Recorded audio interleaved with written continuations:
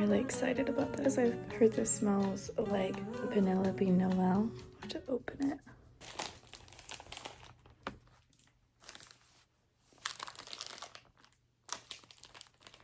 I still want to take them out of their wrapping. I probably won't, to be honest. It's too pretty. Let's give this a smell. Yeah, that does smell like Penelope Noel. Oh my goodness. I think it's so interesting that EOS is kind of coming back. That's really nice, actually. It's like, got that like a bouncy feeling. It has like a bounce. And I have been dry as all get out. Oh my goodness, this winter has been rough. It's got like a real sheen to it, you know?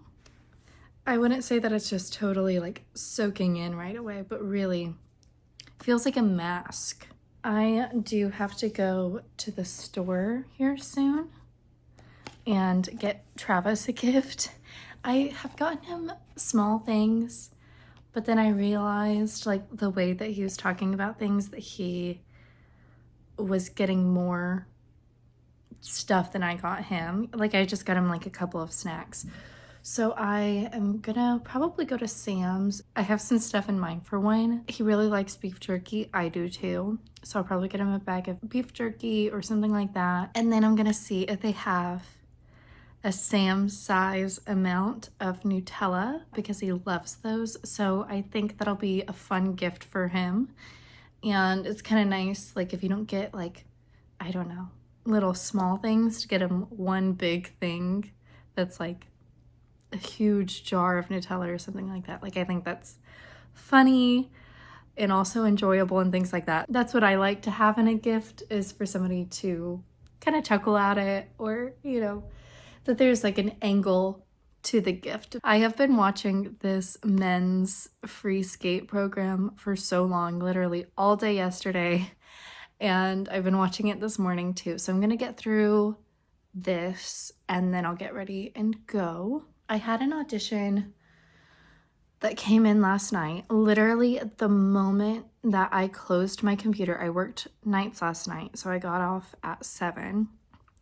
I closed my computer, I sat down to have dinner, and I was literally cheering. I was like, it's the weekend. Basically have worked the past 2 weekends like back to back. So the fact that I have 2 days off in a row is really exciting. And I was literally cheering. I was like, it's the weekend. It's Friday night. Like, woo, bing. My phone goes off and I have an audition. They're requesting, it's not due until like Tuesday, I want to say. But they're sending the first round off on Monday morning. So they're saying, take the weekend, do the audition, and if you get it in before Monday, then you'll be in the first round. And it's always like that. It's always like this guilt treatment.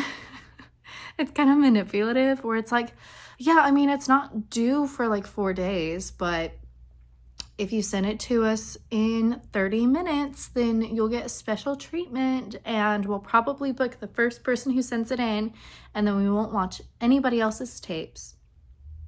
But it's up to you. The choice is yours. And it's like, so I was thinking about doing it today, but then I woke up and I did not feel like it. I don't want to. Like, it's kind of a holiday. It's my weekend. So I'm thinking that I'll take today as like a full rest day. And I just feel like that helps me maybe a bit mentally. Like if I don't feel like it, then I don't have to. Who's going? Another quad. Nice.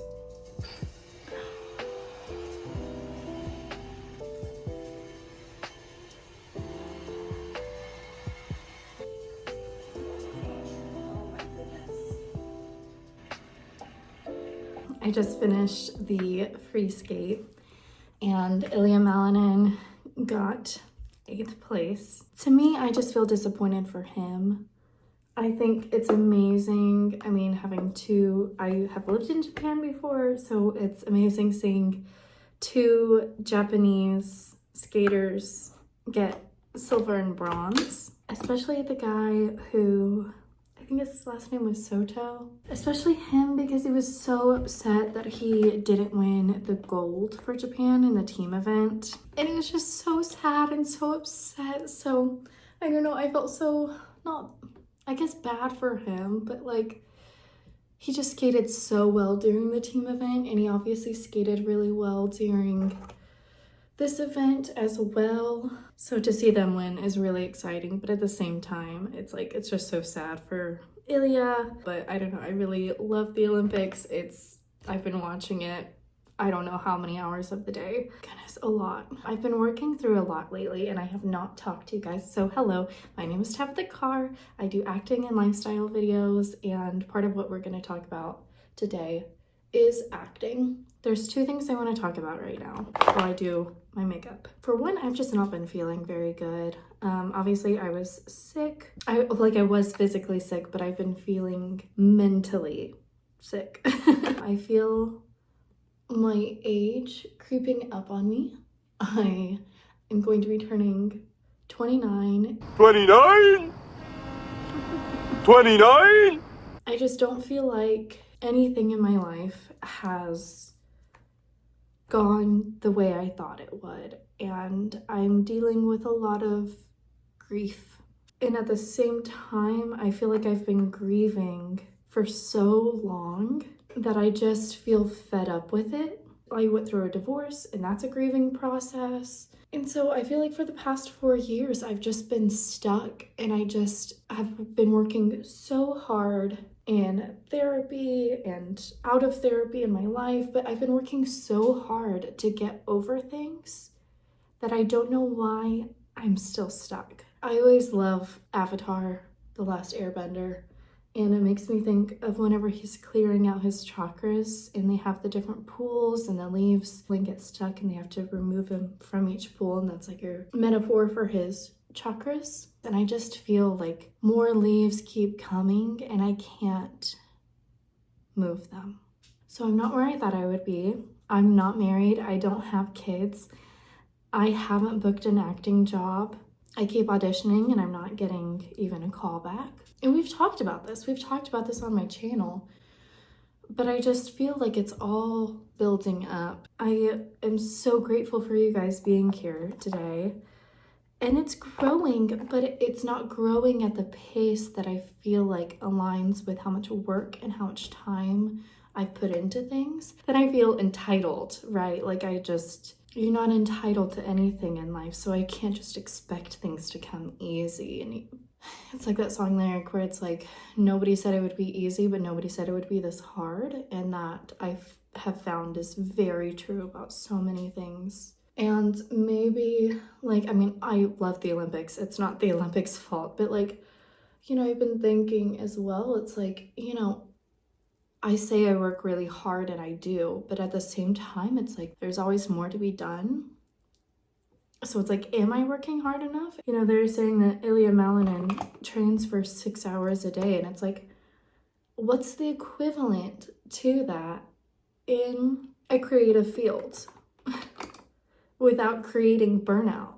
Should I be running lines 6 hours a day? It's like, I don't necessarily think that would help, but maybe there are people out there who are hungrier than I am that are doing more and accomplishing more. What if I am not good enough? And what does that mean? And I feel like I deal with that question a lot. I feel like before, whenever I would ask that question to myself, there would be something within me that would fight back, that would buck at that idea. I am good enough. What do you mean? I put in so much work. I would have an argument against it, but the longer it goes and the older you get, the harder it is to argue with that voice, especially whenever you don't have proof. I have my work ethic, which is amazing. And not to say that, oh, my work ethic is so amazing, but I'm saying it's amazing to have work ethic. It's amazing to not give up on yourself and to persistently pursue. That is beautiful in and of itself. I can recognize that, but at the same time, it's like whenever you don't have that tangible proof of or you look at the evidence and the evidence shows you haven't booked anything. You still have a small channel. After starting it in 2019, I took time off, but so 19, 20, 24, 25, and now it's 2026. So for 4 full years, I've been doing this channel. And I'm not gonna quit. I'm not gonna quit acting, and I'm not gonna quit my social media. The other quote that comes to my mind a lot, which is a very emotional quote to have brought to mind, because the whole show is so much, it's so stressful. Having gone through a divorce, like the last 5 years is the most heartbreaking show. So the quote that comes to mind whenever I'm dealing with all of these issues is something along the lines of, are you just disappointed because none of this is as easy as you expected it to be, or something like that. And it's like, it's very true. Like, it is much harder than I thought it was going to be. I thought diligence and work ethic would get me really far, and that my talent would carry me the rest of the way. But none of that actually matters. I mean, it's like timing, really, and I have put a lot of time into this. And so I feel like I just have this belief that if given time and persistence and potentially decades of my life, that you just have to assume that something would happen. But I feel like I have been assuming that something would happen up until now. But that is my fundamental belief. Like, I do believe that. I believe persistence gets you a lot of places. Like, I lovingly call him my business bro professor. He was saying that essentially the people who make it are the people who do not get off the bus. Just do not get off the bus. I'm going to expand his metaphor now, because I mean, this is also something that he said, is that you're not competing against people who have already succeeded. I think he said that they were in another graduating class, but let's use the bus metaphor. It's like those people got on the bus years before you did. So the people who you are currently on the bus with, people who are feeling the same way that I am feeling, we're all feeling this. As long as you don't get off the bus before the people that you're competing with decide to get off the bus, then you're going to go far. I feel like, to me, it's easy to not quit. Like, I've always thought of myself as an inevitable force, that I will succeed because I refuse to give up, and therefore, like, you create a cycle that can't be broken whenever you refuse to give up on yourself, because you create a constant of your willpower. I don't know if that makes sense, but it's very true.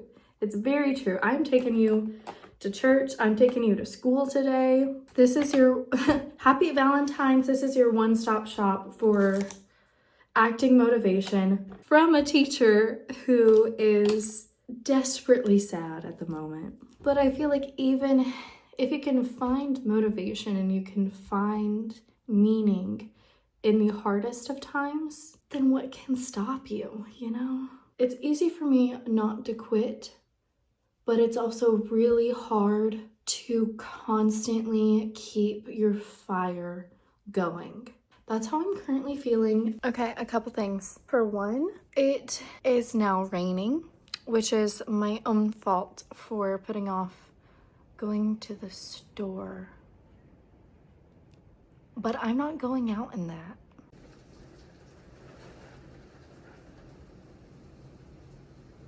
Like, that's insane. I have a couple things for Travis, but if this doesn't let up, like, I don't want to go out in that. Like, I feel awful, but I'll get him stuff tomorrow. I think the pipe has busted or something. That's supposed to get things off of my porch. So that's that. It got even worse while I was talking to you.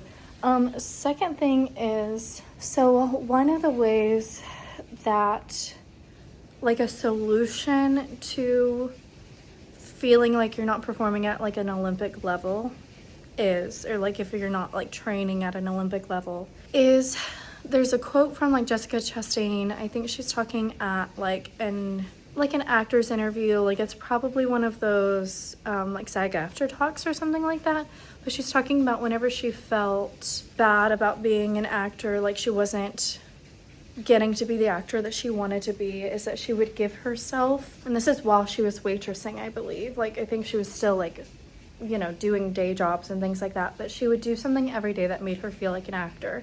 And to do that, she would basically give herself a syllabus like you would in college. So if she would start out the day with like a movement class, and so she would take herself to like Pilates or something like that. I do think that's something that I could probably try to do to feel more like an actor, is, you know, study, you know, read an acting book every day, watch interviews with actors to feel more inspired. Instead of just doing traditional workout, I could give myself a dance lesson or something like that. Like there's so much more that I could be doing to make myself feel like an actor. There's a lot more that I could be doing, but it also just feels crappy whenever you feel like you're doing so much already and you're putting in so much work, to be told that you have to do more in order to feel better. Like, I don't know. It's tough. I broke down a blend of what an acting syllabus would be and sort of meshed it with what I do as a professional. So I have acting, dancing / movement, singing, industry prep, which is basically keeping up with industry news, writing, history, seminar, which is like watching interviews of actors, things like that, basically getting inspiration. So I just labeled that as seminar. And then script analysis, which would be like breaking down a script and reading through scripts, but it could also be breaking down a scene or something like that. So not only reading scripts, but I feel like I could take a step further and, you know, actually analyze, say, a commercial and try to find beats within that. I also feel like I need to add something, and I'm just gonna put it as networking, and that's the outgoing part of the industry. So I mean, it's not exactly a syllabus, but it is something that's really important too. But then I also have like social media that needs to fit into this as well. And then I also have like my job work. So that brings my total to 11 things that I need to figure out how to cram into my week. Okay, this is chaos, I know, but for those of you that are curious, here it is. Okay, my day is usually from 10 a.m. to 6 p.m. is my work day. So I worked out that that's like 16 slots, which is half an hour. So I wrote out how long I think the activity would take me, and then wrote out how many slots that is. So that's half an hour increments, and then how many times per week, and then how many like that equals out to. And then it came out to be like 79 out of the 80 total that we have here is how many like I allocated for. Basically, that's because this is an odd number instead of being like 6. Then I wrote out Monday, Wednesday, Friday, and then Tuesday and Thursday, and like my work schedule within that, because every other day is a bit different. Which, I mean, obviously I'm doing work this entire time, but it's just like I'll spread these slots out over time. It's just the nature of like working, and it's not gonna be so perfectly half an hour increments. We'll start Monday, Wednesday, Friday off with work, and then after I get caught up, I will then begin to network, see the industry, updates on who is casting what, see if anybody I know is casting anything, reach out to them, or sometimes I even pitch myself for different gigs. I don't know how accepted it is, but it's something that I do, and I've had some positive connections happen through doing that. Then industry prep is basically just keeping up with the industry. I really like using the dailies. It's an email listing that sort of condenses all of the daily articles from like Variety, Hollywood Reporter, etc. into an email list, and so that comes out every Monday, Wednesday, Friday. I also have a podcast that I like listening to. It's called The Town, but it covers pretty much the same stuff, but they just kind of give further insights on it. And then I'll do my social media work, so I'll edit for about an hour, I'll film for an hour, whatever I need to do. That'll be at noon, and I worked that out that it's both noon each day, so that's good. And then I'll take lunch at the same time each day at 1 for about half an hour, take a break, watch some YouTube myself. And then after I have lunch, I'll give myself a singing lesson 3 times a week just to brush things up, which I have not been doing lately. So that'll be really good to enact. I'll write for an hour. So then I have a workout at 4. I get off work at 4. So it'll be nice to just go to the gym and plan on going to the gym during that time. And then I have my acting from like 5 to 6. This one intimidates me, I feel like the most, for whatever it's worth. Then Tuesday and Thursday, wake up and work, very similar. Networking at 11, which is the same. Then I'll watch like a podcast or something like that, or an interview with an actor, something that inspires me twice a week. That'll be seminar. And then social media work, like I said, it's the same. Lunch is the same. And then I will go and work out from 1:30 to 2:30 instead of at 4, because I get off work after 1. So go work out. Then I have these open slots. I don't know where they come from. I don't know where they're going, Cotton Eye Joe, but they're there. So whatever, I don't know.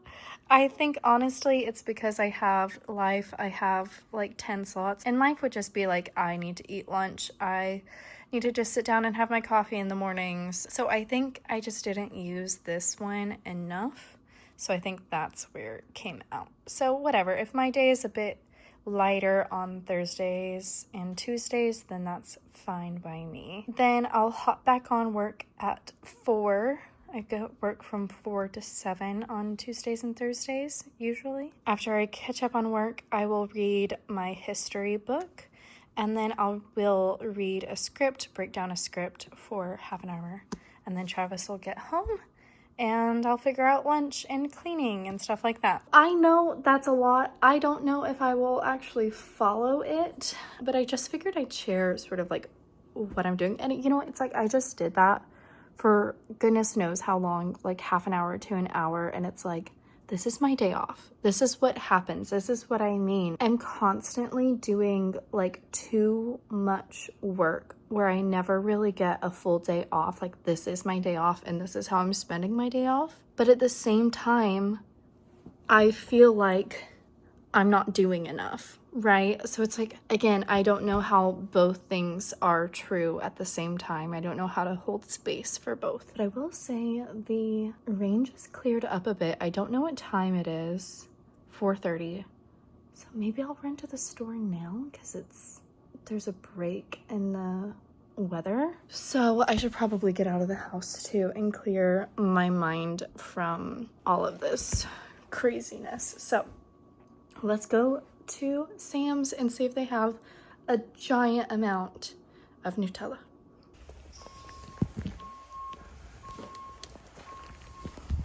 Got him teriyaki beef jerky. That was like $17. And then I got him this double pack of Nutella for like $12. But I'm so glad that I was able to conquer the weather and actually get out and do that. So that feels really good, and he'll be home in about an hour. And also this highlight is just so strong. There's his little gift. So we'll have this little custard cream cake for tomorrow, and then he's got his Nutella, a little teriyaki thing I showed you. These are the little jellies. And then I got him this map a while ago, but I told him about it and I think I showed it to him, but it's sort of like a part of his gift. So, and then we have this same bear that he got me for the first year's Valentine's, and we always just pull it out and use it for each other's gifts. Usually me, because I'm the one that remembers it's in the closet, but he's so cute. And he has, I don't remember.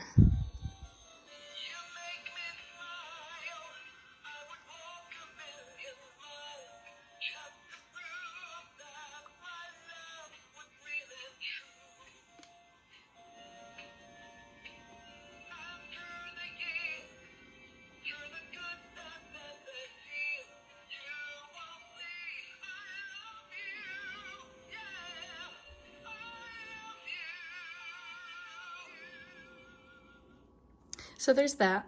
His cheeks are really cute. And now I have another hour and a half before he gets home, and I have no idea what I want to do in that time. Probably watch some more Olympics and not think about creating my own syllabus. Save that idea. Happy Valentine's. Happy Valentine's. It's good. What's yours? Got a document. Back in my gym jams because it's day 2 of this little vlog and we are going to be doing the audition today. So I thought about like recurling my hair. It looked so good yesterday. Honestly, it would have looked really good for the audition if I did it yesterday, but I didn't feel like it. So the audition basically is performing 6 different well-known film and TV characters. So a lot of the characters that I'm gonna play kind of fit like a ponytail vibe. Y'all, if you're watching my videos, if you watched my recent videos, then you know that I got to see my favorite Broadway performer at Epcot. I'm going back and watching Dia Days. So my favorite Broadway performer is Sarah Bagues, and she played the Phantom of the Opera. She played in Phantom of the Opera. She did not play the Phantom of the Opera, although I'm sure she would love performing that role. She played Christine Daae in Phantom of the Opera, and then Broadway.com gave her like a vlog on Broadway.com, which if you are in the know of, I don't know, theater world stuff, like those vlogs are just a gold mine to little theater kids. So it's a vlog series from 2015. There are like 8 episodes, maybe even a bonus episode. Any hoozle, it just thrills me. I don't know, I'm only 4 minutes in, and they always say that, you know, if you're feeling down, that you can just take like 7 minutes out of your day and talk to a friend, and in those 7 minutes it'll just change your mood entirely. And I feel like within 4 minutes it's already changed my mood. I'm feeling really excited about it because with all of the things that we just talked about, feeling connected to my older self, or younger self, should I say. I am now currently the older self. Feeling connected to my younger self has been something that has been intangible, like it's been out of reach. I just adore the way that she approached life and how much she refused to give up and how much she's gotten me here today. I think is like a really big deal. I feel like what I'm struggling with now is trusting my current self to get myself to a future self that I'm proud of, if that makes sense. Like, and I know it'll happen, but I'm losing faith in the process a bit. Anything that makes me feel connected to that younger, more inspired version of myself just thrills me. Watching Dia Days has thrilled me and made me feel just connected to that little baby that I was back in 2014 watching Dia Days for the first time. I've watched it many times since then, but not recently.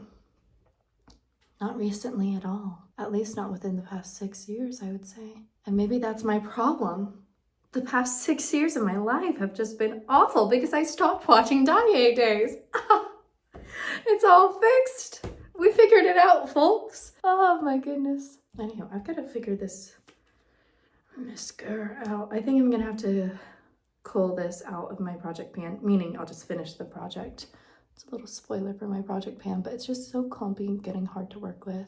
Okay, there's the little finished look. And I'm probably just gonna put on a black t-shirt and some leggings, just so I can be a little versatile little character for them to imagine all of the wardrobe on me. I just made a bit of a mistake. I started dilly-dallying and I was thinking about Sarah Bagues and I was thinking about singing, and in a future video coming up, I've made a plan. You'll see that video. And so I was like, let me just like sing through something real quick. And presently I have lost my voice a lot because of whenever I was sick. And I'm still just trying to get my voice back. And so I've been trying to look for my neti pot so I can like clear out my nose, because I really need to have my voice back in a couple of days for said video. I was like, let me just sing through something while I look for that neti pot, and then I need to look for something else too. Again, just putting off my audition as well, like dilly-dallying. And so I sang through something, and like I'm just like croaking it out because my voice is freaking gone, and then I'm getting so much anxiety that my heart rate, I was like, I need to measure my heart rate right now. It is up to 125. Now standing, it should just be like 75, just for like chilling, like what I've been doing, like maybe 90. But like, yeah, 121 right now. Like that's insane. I just gave myself essentially performance anxiety and stage fright because I sang through something right before I have an audition. Now, I don't get stage fright for my auditions, but I do get stage fright whenever it comes to singing. So that was fun. And I didn't even find my neti pot. I don't...